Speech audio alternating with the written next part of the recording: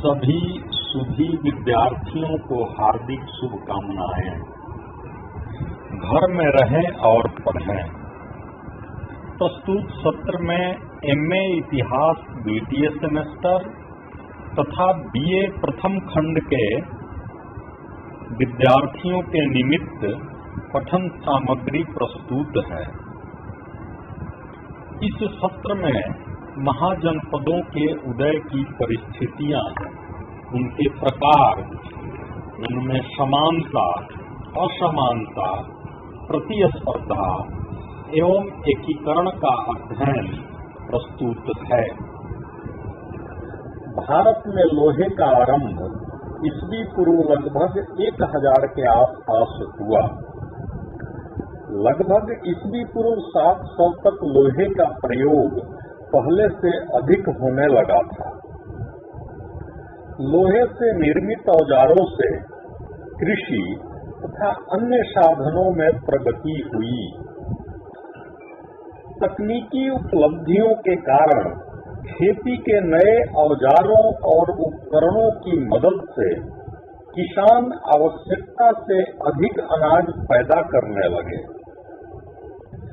कृषि के उत्पादन अधिशेष के परिणाम स्वरूप जनपद के उदय में सहायता मिली। पूर्वी उत्तर प्रदेश तथा पश्चिमी बिहार में लोहे का व्यापक प्रयोग होने लगा था। गंगा घाटी में रहने वाले आर्य लोग धीरे धीरे पशुचारण के स्थान पर कृषि में संलग्न होते गए। वैदिक कबीलों के विस्तार कार्य में लोहे से निर्मित अस्त्र अत्यंत लाभदायक सिद्ध हुए। ईस्वी पूर्व 6ठी शताब्दी तक मुद्रा प्रणाली का भी उदय हो चुका था। मुद्रा के आगमन से निश्चय ही व्यापार विनिमय में पर्याप्त सहयोग मिलता होगा। ईस्वी पूर्व 600 के सभी प्रसिद्ध नगर गंगा यमुना नदियों के आसपास ही बस गए। गंगा स्वयं ही एक महत्वपूर्ण व्यापारिक मार्ग थी और इसके द्वारा समुद्र तक पहुंचना भी संभव था। उद्योग धंधों जैसे कुम्हार, रथकार, सुनार, धातुकार, बढ़ई, हाथी दांत का काम करने वाले तथा रेशम का काम करने वाले कारीगर प्रायः श्रेणियों में संगठित हो गए थे। उत्तर वैदिक काल में कृषि के विकास, उद्योग धंधों के विकास, वाणिज्य व्यापार की प्रगति, सिक्कों के प्रचलन तथा नगरों के उत्थान आदि के कारण हुए आर्थिक परिवर्तनों के कारण कबायली जनजीवन में दरार पड़ा तथा क्षेत्रीयता की भावना जागृत हुई। छोटे छोटे जनों का स्थान जनपदों ने ग्रहण कर लिया। ईस्वी पूर्व 6ठी शताब्दी तक आते आते जनपद महाजनपदों के रूप में विकसित।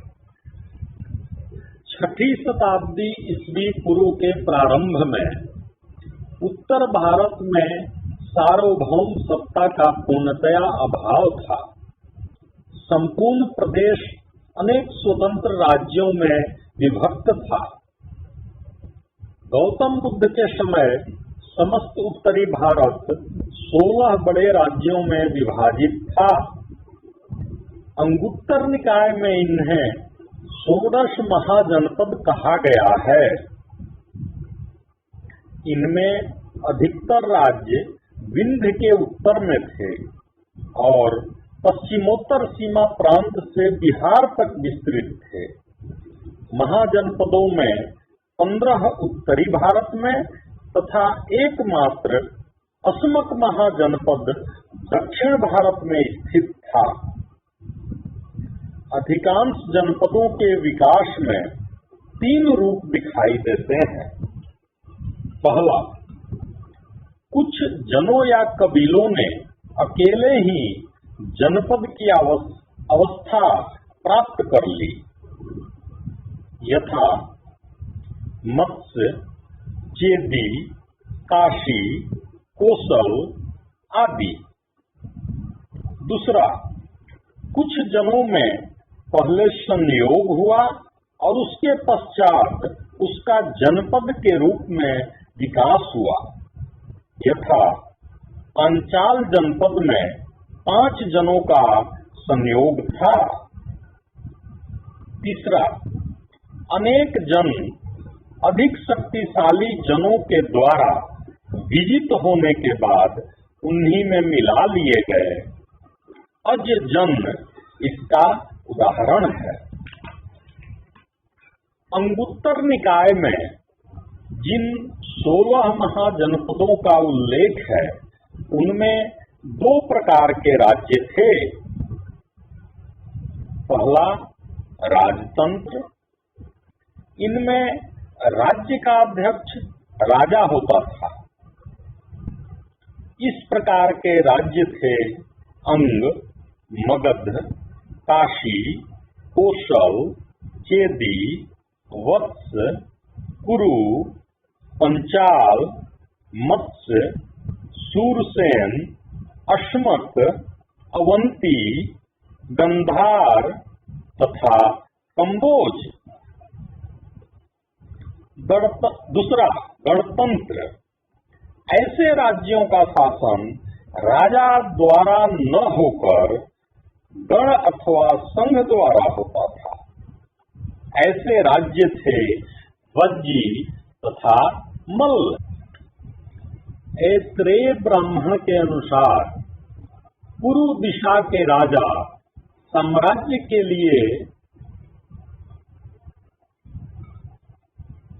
अभिषेक होता था और वे सम्राट कहलाते थे, यथा मगध, कलिंग, वंग। सम्राट वे शासक थे जो वंश क्रमानुगत होते हुए अपनी शक्ति के विस्तार के लिए अन्य राज्यों का मूलोच्छेद करने को तत्पर रहते थे। जरासंध आदि मगध सम्राट इसी प्रकार के थे। दक्षिण दिशा के सात्वत अर्थात यादव राज्य का शासन भोज्य तथा शासक भोज कहलाते थे। भोज शायद उन राजाओं को कहा जाता था जो वंश क्रमानुगत न होकर कुछ निश्चित समय के लिए अपने पद पर नियुक्त थे। सात्वत यादवों यथा अंधक और वृष्णि में यह प्रथा विद्यमान थी। कृष्ण संभवतः भोज या संघ मुख्य थे। पश्चिम दिशा का शासन स्वराज्य तथा शासक स्वराट कहलाते थे। स्वराट वे शासक थे जिनकी स्थिति समानों में ज्येष्ठ अर्थात फर्स्ट अमॉन्ग द इक्वल्स की होती थी। इन स्वराज्यों में कतिपय कुलीन श्रेणियों का शासन होता था और सब कुलों की स्थिति एक समान मानी जाती थी। उत्तर दिशा में हिमालय के क्षेत्र के राज्य यथा उत्तर कुरु और उत्तर मद्र का शासन वैराज्य तथा शासक विराट कहलाता था। संभवतः वैराज्य जनपद में कोई राजा नहीं होता था और वहां जनता अपना शासन स्वयं करती थी। मध्य देश यथा कुरु, पंचाल, कोशल के राज्यों के शासक राजा कहलाते थे। ऐत्रेय ब्राह्मण में साम्राज्य, भोज्य, स्वराज्य, वैराज्य और राज्य 5 प्रकार की प्रणालियों का उल्लेख है। Doctor VS. अग्रवाल ने ईस्वी पूर्व 1000 से लेकर ईस्वी पूर्व 500 तक के काल को जनपद युग की संज्ञा प्रदान की है। अंगुत्तर निकाय में वर्णित 16 महाजनपद के नाम निम्न प्रकार हैं। 1 काशी, 2 कोशल, 3 अंग, 4 मगध, 5 वज्जी, 6 मल्ल, 7 चेदी, 8 वत्स, 9 कुरु, 10 पंचाल, 11 मत्स्य, 12 शूरसेन, 13 अस्सक या अस्मक, 14 अवंती, 15 गंधार, 16 कंबोज। जैन ग्रंथ भगवती सूत्र में भी 16 महाजनपदों की सूची मिलती है, परंतु वहां नाम कुछ भिन्न प्रकार से दिया गया है।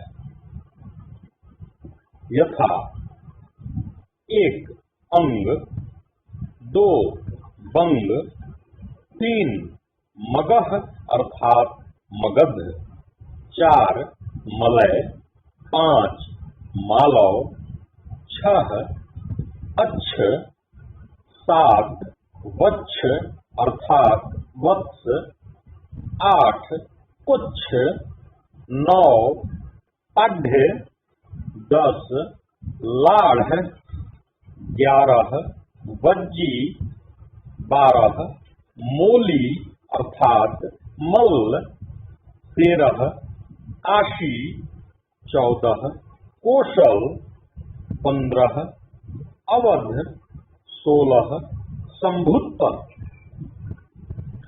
जन वसभ सूक्त में केवल 12 राज्यों के ही नाम मिलते हैं। चुल्ल निर्देश में 16 महाजनपदों की सूची में कलिंग को जोड़ दिया है तथा गंधार के स्थान पर योन का उल्लेख है।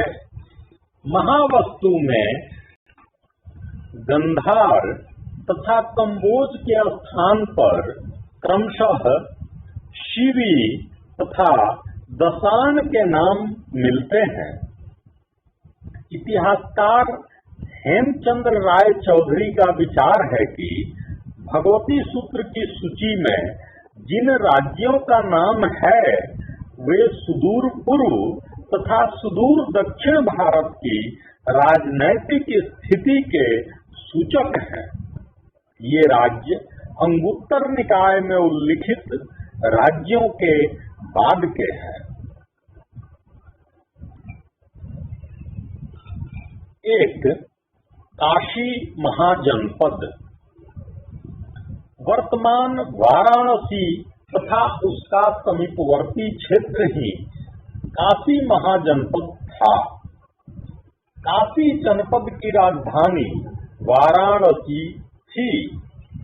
यहाँ का सबसे शक्तिशाली राजा ब्रह्मदत्त था, जिसने कोसल पर विजय प्राप्त की थी। अंततः कोसल के राजा कंस ने काशी को जीतकर अपने राज्य में मिला लिया। अजात शत्रु के समय काशी मगध का अंग बन गया। 2 कोशल वर्तमान अवध का क्षेत्र अर्थात फैजाबाद मंडल कोसल महाजनपद का निर्माण करता था। उत्तर में नेपाल से लेकर दक्षिण में सर्पिका या स्यंदिका या सई नदी तथा पश्चिम में पंचाल से लेकर पूर्व में सदानीरा अर्थात गंडक नदी तक कोशल विस्तृत था। इसकी राजधानी श्रावस्ती अर्थात सहेत महेत गोंडा और बहराइच की सीमा पर स्थित थी। सरयू नदी इस जनपद को 2 भागों में बांटती थी। उत्तरी कोसल की राजधानी साकेत तथा दक्षिणी कोसल की राजधानी श्रावस्ती थी। साकेत का ही दूसरा नाम अयोध्या था। बुद्ध के समय कोसल का राजा प्रसेनजीत था। 3. अंग वर्तमान भागलपुर व मुंगेर के जिले अंग महाजनपद में सम्मिलित थे। इसकी राजधानी चंपा थी। चंपा का प्राचीन नाम मालिनी था। बुद्ध के समय तक चंपा की गणना भारत के 6 महानगरियों में की जाती थी। महापरिनिर्वाण सूत्र के अनुसार 5 अन्य महानगरियां थी: राजगृह, श्रावस्ती, साकेत, कौशाम्बी तथा बनारस। चंपानगर के निर्माण की योजना प्रसिद्ध वास्तुकार महागोविंद ने प्रस्तुत की थी। अंग का प्रसिद्ध शासक ब्रह्मदत्त था। अंग का राज्य मगध में मिला लिया गया। 4. मगध महाजनपद में वर्तमान पटना और गया जिला तथा शाहाबाद का कुछ हिस्सा सम्मिलित था। इस महाजनपद की सीमा उत्तर में गंगा से, दक्षिण में विंध्य पर्वत तक तथा पूर्व में चंपा नदी से पश्चिम में सोन नदी तक विस्तृत थी। मगध की प्राचीन राजधानी राजगृह अथवा गिरिव्रज थी। कालांतर में मगध की राजधानी पाटलिपुत्र में स्थापित हुई। 5. वज्जी गंगा के उत्तर में आज के तिरहुत प्रमंडल में वज्जियों का राज्य था। यह 8 राज्यों का एक संघ था। इसमें वज्जी के अतिरिक्त वैशाली के लिच्छवी, मिथिला के विदेह तथा कुंडग्राम के यात्रिक विशेष रूप से प्रसिद्ध थे। इनमें सबसे प्रबल लिच्छवी थे।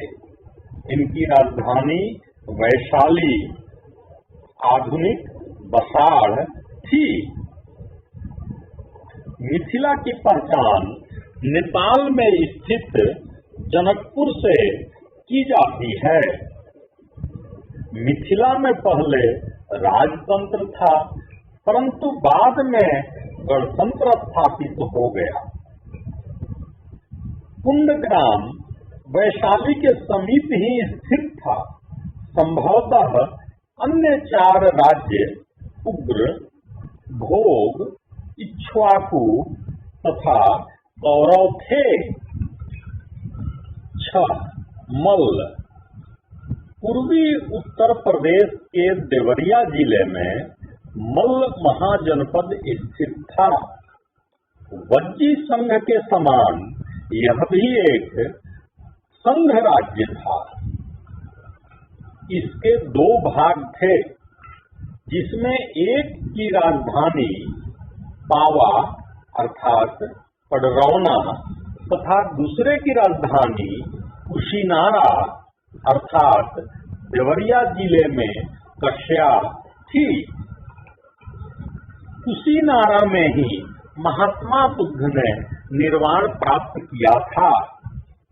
संभवतः मल्ल राज्य में भी प्रारंभ में राजतंत्र था और कालांतर में वहां गणराज्य की स्थापना हुई। महात्मा बुद्ध के महापरिनिर्वाण के बाद मल्ल राष्ट्र ने अपनी स्वतंत्रता खो दी। मगध ने इसे अपने राज्य में मिला लिया। 7. चेदी या चेती चेदी महाजनपद यमुना नदी के किनारे आधुनिक बुंदेलखंड के पूर्वी तथा उसके समीपवर्ती भागों में स्थित था। इसकी राजधानी सुत्थिवती अर्थात सुक्तिमती थी। यहाँ का प्रसिद्ध शासक शिशुपाल था। 8. वत्स। वत्स जनपद यमुना तट पर स्थित था। वत्स जनपद में आधुनिक इलाहाबाद तथा बांदा के जिले थे। वत्स लोग वहीं कुरुजन थे जिन्होंने हस्तिनापुर के गंगा के प्रवाह में बह जाने के बाद कौशाम्बी में अपनी राजधानी बनाई थी। बुद्ध काल में यहाँ पौरव वंश का शासन था, जिसका शासक उदयन था। यहाँ से खुदाई में उदयन के राजप्रसाद के अवशेष भी प्राप्त हुए हैं। 9. कुरु। कुरु जनपद आधुनिक मेरठ जिला, दक्षिण पूर्व हरियाणा, दिल्ली तथा थानेश्वर के भूभागों में स्थित था। इसकी राजधानी इंद्रप्रस्थ थी। हस्तिनापुर का नगर इसी राज्य में स्थित था। प्रारंभ में कुरु एक राजतंत्रात्मक राज्य था, किंतु कालांतर में यहाँ गणतंत्र की स्थापना हुई। 10. पंचाल। आधुनिक पश्चिमी उत्तर प्रदेश अर्थात रुहेलखंड के बरेली, बदायूं तथा फर्रुखाबाद इस जनपद के अंतर्गत आता था। इसके 2 भाग थे, उत्तर पंचाल तथा दक्षिण पंचाल। उत्तरी पंचाल की राजधानी अहिच्छत्र, जो बरेली स्थित रामनगर थी, तथा दक्षिणी पंचाल की राजधानी काम्पिल्य, फर्रुखाबाद स्थित कंपिल थी।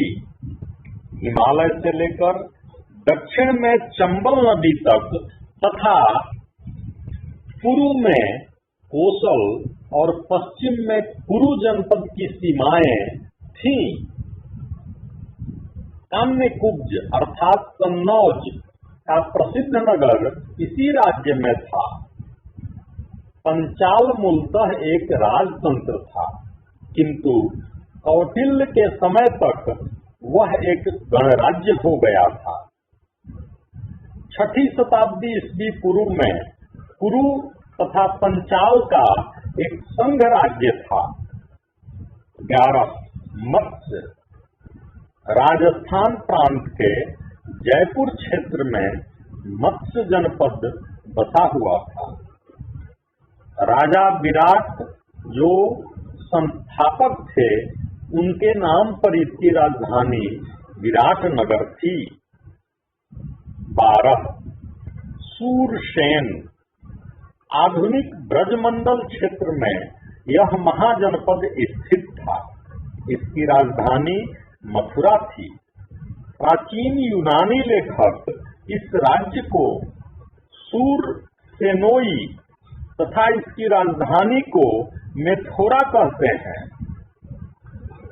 सूरसेन राजा अवंती पुत्र महात्मा बुद्ध का अनुयायी था।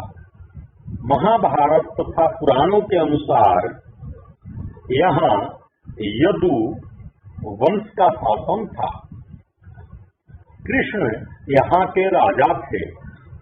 पाणिनि के समय में अंधक तथा वृष्णि जन का वास स्थान मथुरा में था। कालांतर में इन जातियों ने एक पारस्परिक संघ की स्थापना की। 13. अश्मक। गोदावरी नदी के तट पर अश्मक महाजनपद स्थित था। इसकी राजधानी पोतन अथवा पोटिल थी। 16 महाजनपदों में केवल अस्मक ही दक्षिण भारत में स्थित था। अस्मक के राजतंत्र की स्थापना इक्ष्वाकु वंशी शासकों ने किया था। संभवतः अस्मक की पहचान सिंधु नदी की निम्न घाटी अथवा मुहाने पर स्थित ऐसे केनाल से की जा सकती है जिसका उल्लेख यूनानी लेखकों ने किया है। 14 अवंती। पश्चिमी तथा मध्य मालवा और मध्य प्रदेश के कुछ भागों से मिलकर अवंती जनपद बना था। प्राचीन समय में अवंती के दो भाग थे। उत्तरी अवंती जिसकी राजधानी उज्जैन थी तथा दक्षिणी अवंती जिसकी राजधानी महिष्मती थी। दोनों के बीच में वेत्रवती नदी बहती थी। बुद्ध काल में अवंती की राजधानी उज्जैनी ही थी, जहां का राजा चंद्रप्रद्योत था। अवंती बौद्ध धर्म का प्रसिद्ध केंद्र था।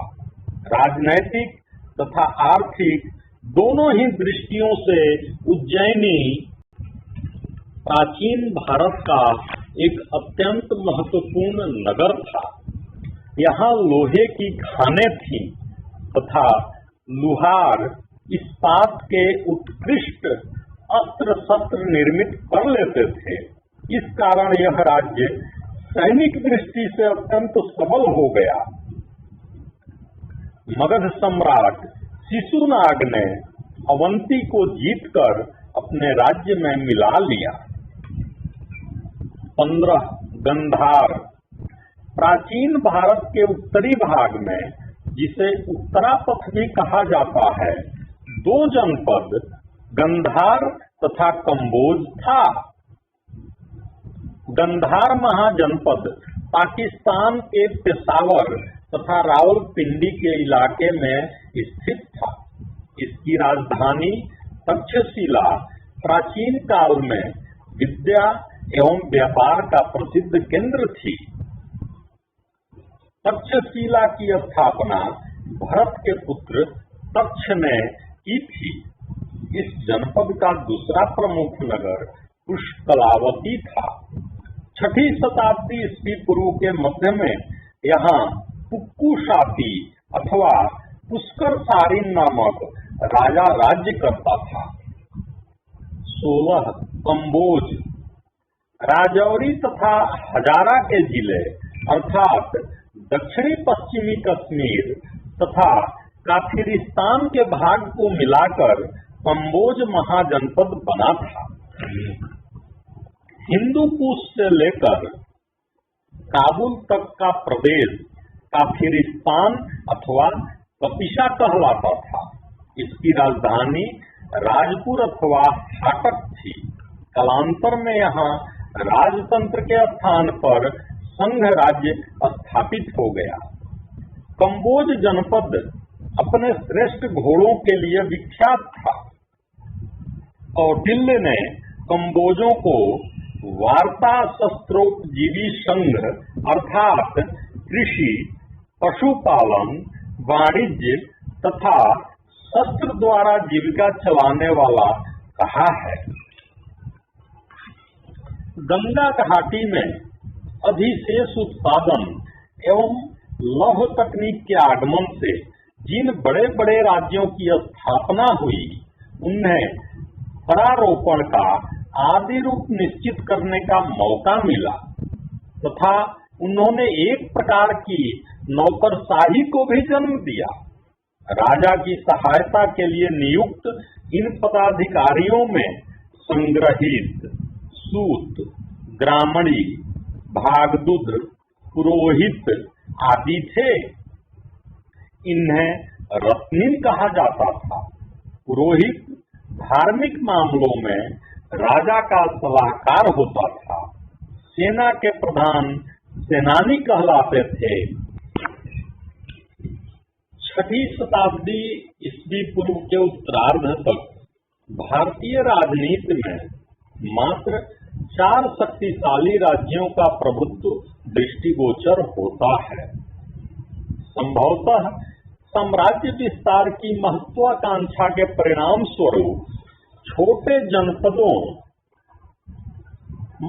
अथवा महाजनपदों का 4 बड़े एवं प्रभावशाली महाजनपदों में विलय हो गया अथवा वे महत्वहीन हो गए थे। ये 4 शक्तिशाली राज्य हैं। पहला कोशल, दूसरा वत्स, तीसरा अवंती और चौथा मगध। महात्मा बुद्ध के समय में इन चारों राजतंत्रों में मगध सर्वशक्तिशाली प्रमाणित हुआ। अन्य सभी राज्यों का मगध में विलय हो गया तथा मगध साम्राज्य भारतीय साम्राज्य के रूप में परिणत हो गया।